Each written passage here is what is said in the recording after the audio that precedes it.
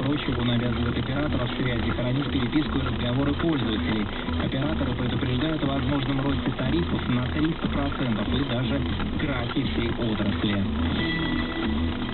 Гендиректору РАО предъявлено обвинение в мошенничестве в особо крупном размере. Об этом сообщили в МВД. Ранее Сергея Федотова заключили под стражу. Сегодня за него вступился Никита Михалков. Режиссер считает, что мера пресечения свободы могла бы носить более гуманный характер.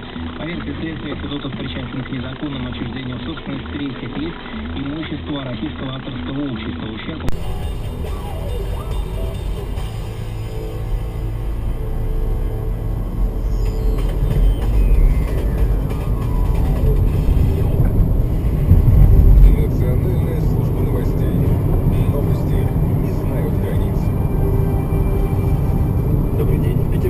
предъявлено обвинение депутату законодательного собрания. Подробности через мгновение.